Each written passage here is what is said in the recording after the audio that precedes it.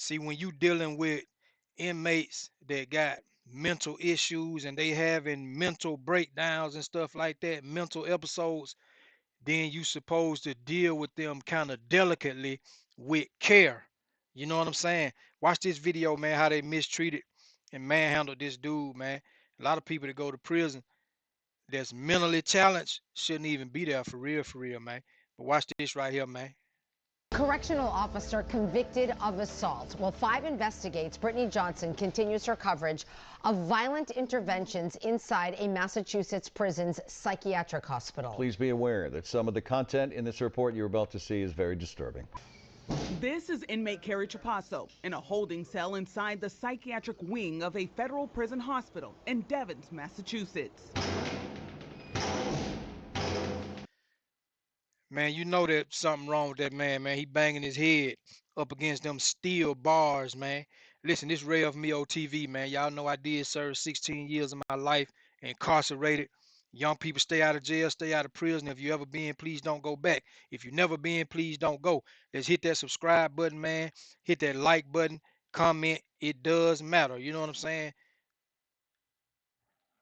Water pump. I need real water. He has been pepper sprayed after threatening a nurse. It's June 18th, 2019, and Senior Correction Officer Seth Bourget is reporting. Trapasso was in prison for production of child pornography and coercing or enticing a minor. Now, y'all saw how he just spit on the officer, right? That happens a lot, man. That happened more than what you might think. He is also, as a prison psychologist testified, perhaps the most mentally ill individual I've ever worked with, eating feces and drinking urine. As a child, Trapasso was very physically abused, including a traumatic brain injury from someone swinging his head against a brick wall. At this moment, a team is assembling to force him to comply. 2 things are important here. One is that Senior Officer Seth Bourget has a plexiglass shield to block Trapasso's spit. The other is that the camera that Bourget was holding has been put down here, forgotten, but still on. Stop resisting! In the investigation that followed, here's what was submitted. The forgotten camera captured a clear view of Bourget slamming. Now y'all see what just happened, man.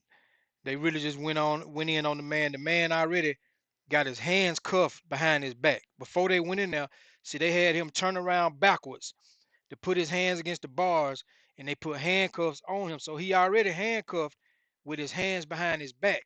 So all that force wasn't necessary. Slamming the shield up and into Trapasso's chin as he stood handcuffed in the cell. Video from that forgotten camera was deleted. Forensics experts recovered it.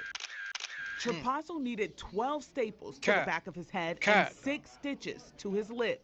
With the help of the deleted video, Bourget was convicted in December for the shield strike and sentenced to a year and a day in prison.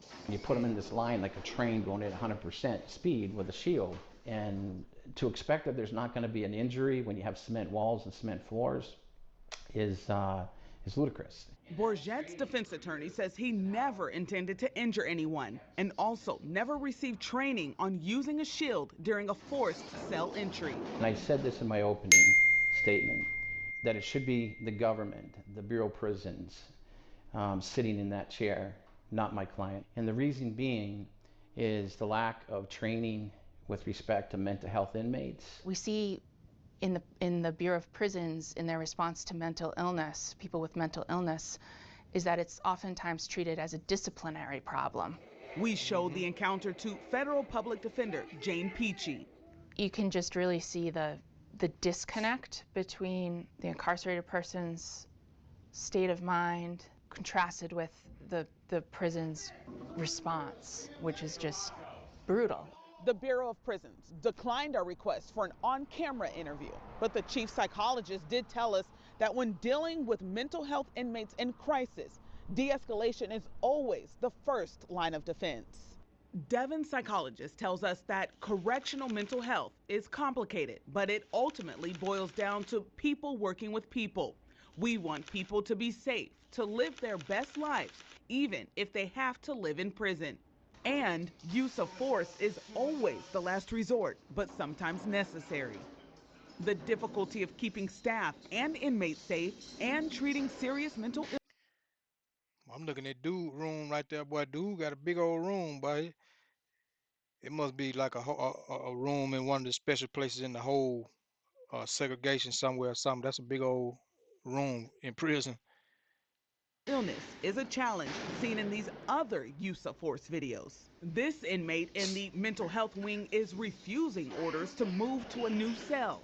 In this other incident, officers need to move an inmate who had been placed on. Now this dude right here, he got all these cartons, a whole lot of cartons of urine and feces. You know what I mean? Boy, they be throwing that stuff in prison. That's a weapon, man. So he probably had been throwing it on the officers, throwing it out the door, on the floor, all kind of stuff. Suicide watch. The milk cartons you see on the floor are full of the inmates' urine and feces. I know prison is supposed to be to punish people. Sometimes, honestly, they come out of prison worse mentally than they went in. Hey, man, young people, stay out of jail, stay out of prison, focus on your life, do what's right, make good choices. Good choices leads to good results. Bad choices leads to bad consequences. You know what I mean? Go to college, don't go to prison. You understand? Hey, man, this RevMeoTV, man. We out.